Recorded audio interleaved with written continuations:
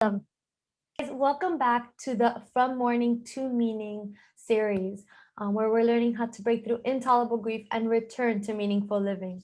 Today, I have with me Angie McDonald. Thank you so much for joining us, Angie. Thank you, Laura, for having me. Pleasure. Of course. Now, for those of you that don't know Angie, from keynote speaking to sharing stages with leaders and other industry innovators, Angie is passionate about bringing the conversation of resilience, forgiveness, and self-discovery to the nations. Now, she didn't always have it easy. She knows firsthand what it's like to go through challenges. Isn't that true, Angie? Absolutely. Why don't you share with us a little bit your story? All right. Well, my story began in July of 2009. Happily married, almost 9 months pregnant. And then my husband, Mark Evans at the time, said to me, "Babe, I have a headache." And that headache started the journey of understanding the intricacies of grief and the trials that life can throw at us and how we handle it.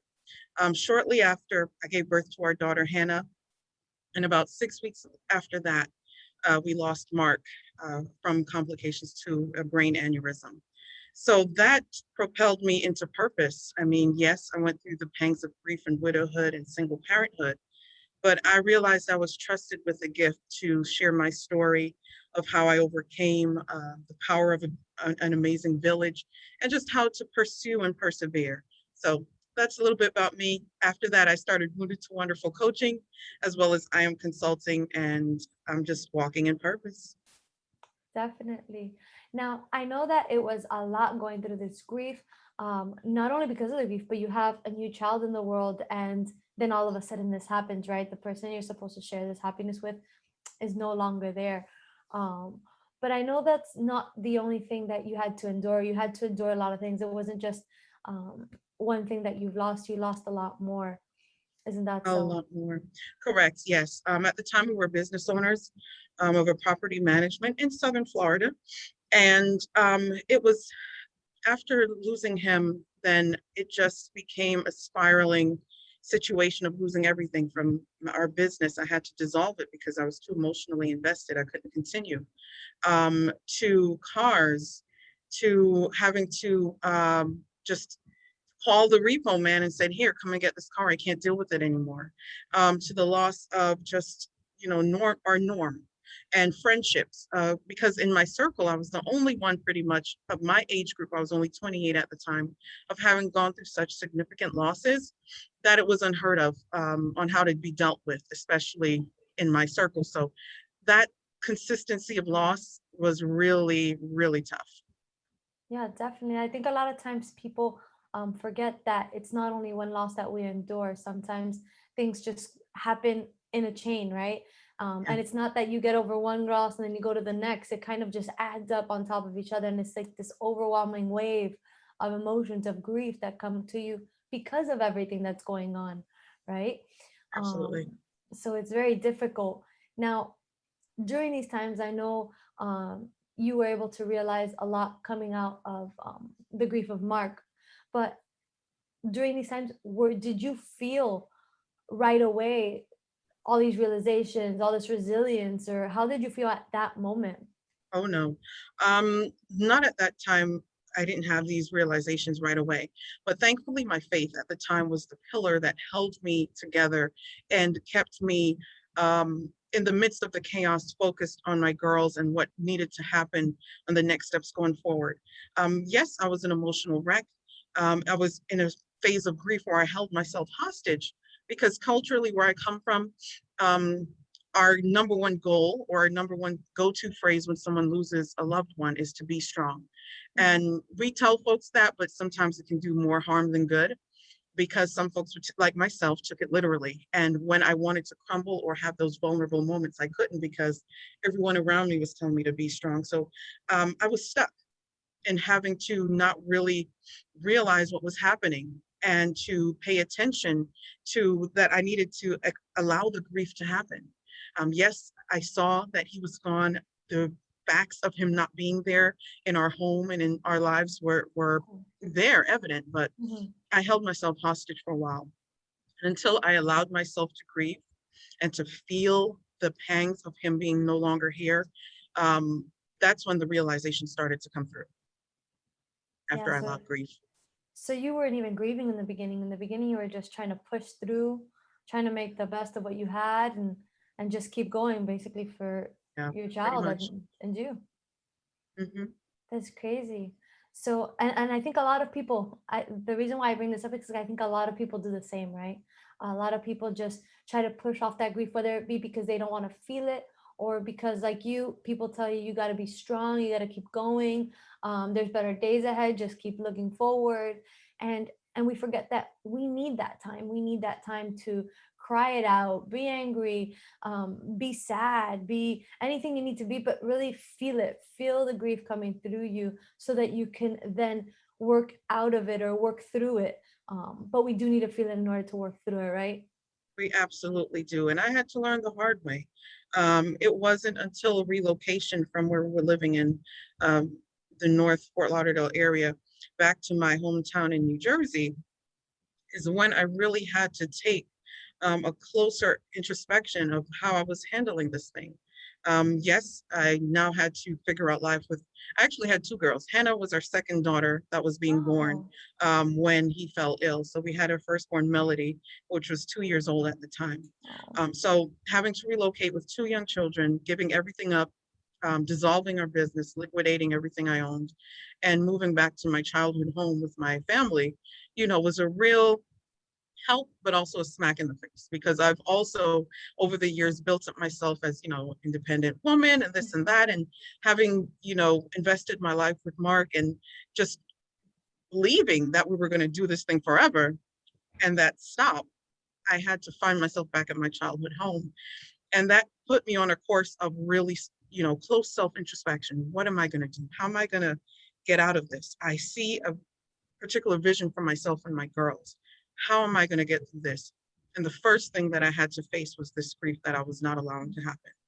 And thankfully, with the extra hands of help of family members and friends being around, I was able to have moments where I can go away and reflect and look back on the situation and allow myself to process it and go through the situations of grief, go through, denial. I kind of denied it for a while. Then I had to go through anger, depression, until I had to gain a healthy sense of acceptance of what took place and what am I going to learn from it? And is it only for me to experience this, or am I going to use what I've learned to help others? And that's where I fell into this purpose of what I'm doing now, Wounded to Wonderful. definitely. And let me ask you, hearing your story brought up a thought. I know that you were forced to go back to your childhood home, which at that point you didn't want to.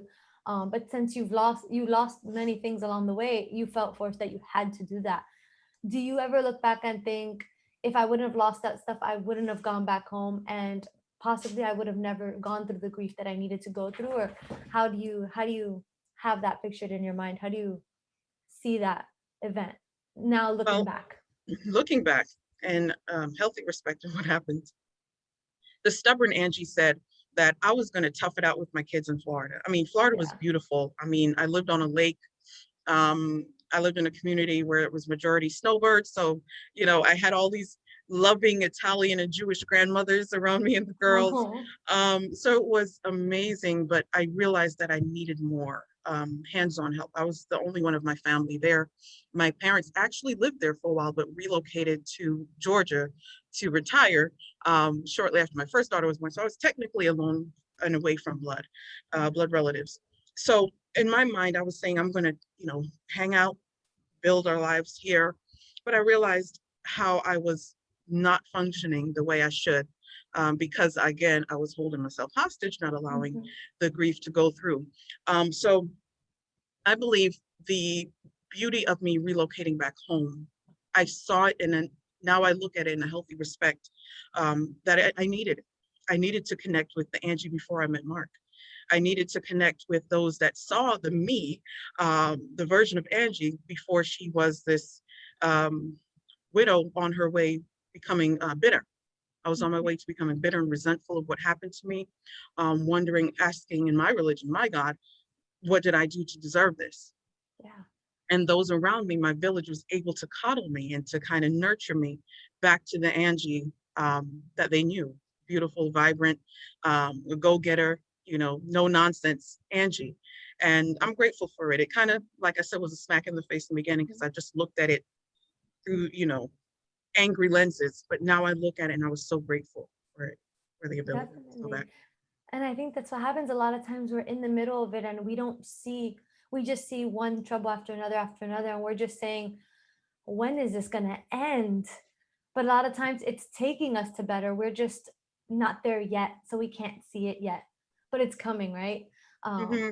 so I mentioned this more than anything because there's people out there that probably feel like that in the gutter, thinking this just can't get worse. There's nothing else that can happen. It's just like you, I'm moving back to my childhood home. I don't want to do this, and never know. It might be exactly what they need at that moment. So that's awesome. Now, I know that through this, you've built to who you are now, the resilient person you are, and all that. But does it get easier? Does it get easier to actually be resilient, to actually be positive, and see all these do the self-discovery on a daily? Because that's something that you probably do on a daily, not just um, once Have in to. your life, right? And the I forgiveness, is have this to. easier now? I wouldn't say it's easier, but it's easier to recognize and know Mhm. when it's needed to kick it in gear. Because again, I have to bring up the thing that kept me sane was my spirituality. There is a scripture that I says, experience teaches wisdom, and then wisdom makes you not ashamed. So with that wisdom, with that experience, I had to gain wisdom on how to pinpoint the things that are going to trigger me into taking a step back when I should be taking a step forward. And how am I going to successfully counteract those hard moments? So with that experience, I learned wisdom and how to pinpoint and recognize. My antennas were now up, that if I'm noticing a behavior, a characteristic, a mindset, mind chatter, that's going to have me degress rather than progress, I can now identify it and know what I need to do to stay away from it. If you see a caution sign on the road, you're going to follow that sign. So it's just for you now to be aware of what that sign means and how to obey that sign. And that's what pretty much I had to muster up the strength to do over time.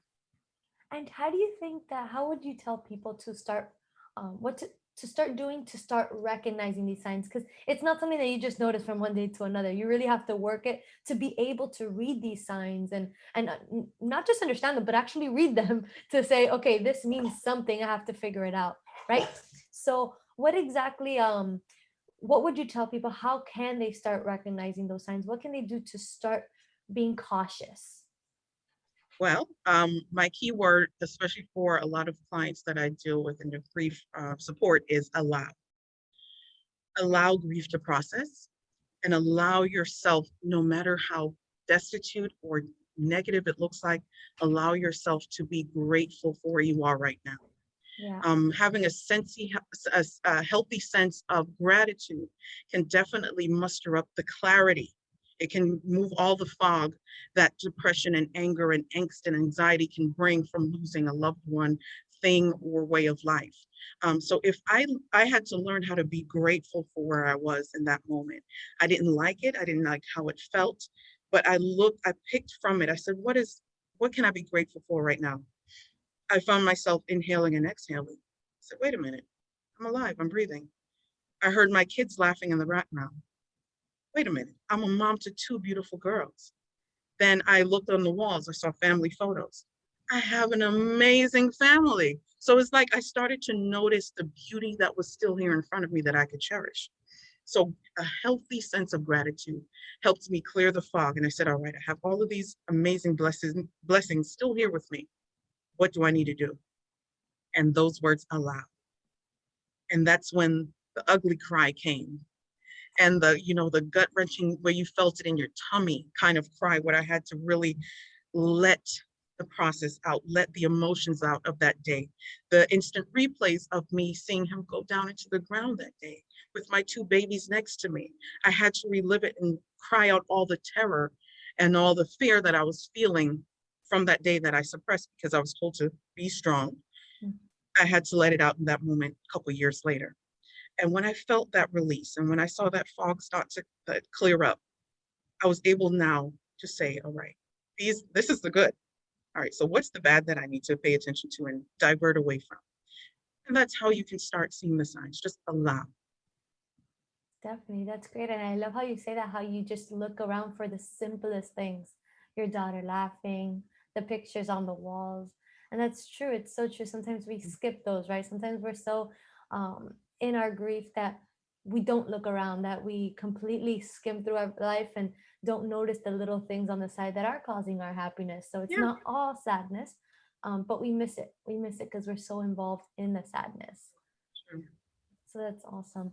And now with these COVID moments, I personally think it's a little more difficult for the grieving process just because there's less connection, less ways to go out and do stuff you love, although there's still possibilities, but it takes a little more effort, I believe. Do you think this situation can make it a little more difficult to be resilient, to find these joys? Or how do you see that? Oh yeah, COVID has really tested everyone, the best of us, everyone in ways unseen and unheard. And that caused me as a grief coach to pivot my way of being of service and of help to creating a connection where there wasn't really any other than Zoom, you know, or just digital memories. And in this time, yes, extra steps were needed to create that sense of resilience, that sense of connection when there wasn't really any tangible ones. And the first started with our family, my blood relatives being intentional about having weekly Zoom nights where we had to come together, and the first things we would talk about were our wins and our successes and what are we doing to get there. And then if we were having struggles, we would talk about that towards the end because we were so riled up and so amped up on all the wins and the successes and the big dreams that we were having, that when it came to the fears and the anxieties that were holding us back, we already had an answer to what was holding us back because we had so much positivity in the Zoom room, in the room, just coming at us. I'm the last of 7 siblings, so that lets you know Wow. that's going to be a long night of zooming. So with constant positivity coming at you, you're like, I really have no reason to be this way. Like, yes, it's going to happen, but I have so much to go after. So we were like so amped up on the positivity. So what I had to do for my clients, especially even funeral homes are reaching out to me, Angie, how do we help these families? Yeah. All we can do is show them a camera saying, look here, and here's your loved one. How do we help? And what we would do, I would say, amp up the memories, like we would do a photo collage of them, a slideshow. You'd add some more videos, you would add some more, make them feel like anybody who's watching it was their family member, and just show how many wins there were and show the tangible wins. Yes, we have the obituaries that talk about they were such a great person, they love to cook, they love to bake. Show us, make it a montage, make it a movie. And that kind of helped folks to cope in losing loved ones. But in daily life, back to the original question, um, I'm gonna word this carefully. I've had a lot of clients who were afraid of being alone with themselves Mm. because they were so caught up in the hustle and bustle of day-to-day life. I was born and raised in the Northeast, New York, New Jersey. So New York folks, hurry up and get there. I don't have Yeah. time, hustle and bustle. And the pandemic paused a lot of folks, and they didn't know themselves because they were known as just being busy, getting this done, getting there. And I had to ask a lot of folks, do you like you? Do you love you? And what are you going to do to show you that you like you and you love you? So I had to teach a lot of folks about self-courting and self-dating, self-appreciating, and working on proactive measures to make certain things that could be a flaw, that a corrected flaw, work on it, work on that personality, work on that self-love, work on that self-affirmation. So for me, and for my clients, that has been the most effective way of like punching the, pandemic back in the face. Like, no, I'm the winner here. Yeah. Definitely. That's awesome. I love that because you're really taking, instead of focusing on what you don't have, you're not even focusing on what you do have, you're focusing on yourself because at the end of the day, that's the biggest thing you have, right? Oh Yourself. yeah. So that's awesome. I really like that change on the way you Mm-hmm. think about it. So that's awesome. Thank you for that. No problem. Now, I know that you have a book out. I don't know if you call it a book, a workbook, but you can tell us a little bit more about that. Tell us exactly how it goes. Let us know a little bit. Sure. Well, it's a little bit of both. A little bit of a get to know me into my journey of overcoming grief. So this book is called Wounded to Wonderful: 7 Affirmations Towards Healing and Growth by yours truly. And that book came about as a way of showing my clients, my readers, anyone who stumbles across it, what I did to overcome my wounded to wonderful experience, how I nurtured my wounds through counteracting negative thought chatter and pangs of grief with positive affirmations to declare to myself and to my day that I'm the overcomer here. Although I have wounds, I have what it takes to nurse them, to give the healing solvent in order to be wonderful. So it's a mixture of transparent stories in each affirmation day or chapter, transparent stories of what I've endured, general outlooks from my profession over time of how I've encountered certain behaviors or situations and how I've answered those questions. And then I give the reader a chance to chronicle their wins through levels of acknowledging it, seeing that it's happening, and just showing yourself how you've overcome it, finding out what your weaknesses, flaws are, what your challenges are, first giving it a name, then chronicling what you're doing proactively to overcome this thing, and then saying it's happening, it's really, really happening, and writing that victory down and celebrating yourself throughout the process. Awesome. Yes, yes, yes. I think that's awesome. I love it. I love it so much. You're welcome. You're welcome. Now, you guys, this is definitely something you guys can purchase. It's great. It's active, proactive. It's basically learning a little bit more about yourself and how to move forward. So it's Mhm. great, very hands-on. Now, I know we do have a special offer for everybody watching today. What is that? Alrighty, well, it's amazing. I am offering the first chapter, the first affirmation of my book for free to anyone who's viewing this conference by clicking a link that will be offered during or after our interview. So if you click that, you just send me your name and email, and you'll get an email with a link to click and download for yourself. Yes, definitely. So she's offered the first affirmation. So that's awesome. So you guys can see how awesome it is. I have no doubt that after that, you'll want the next 6.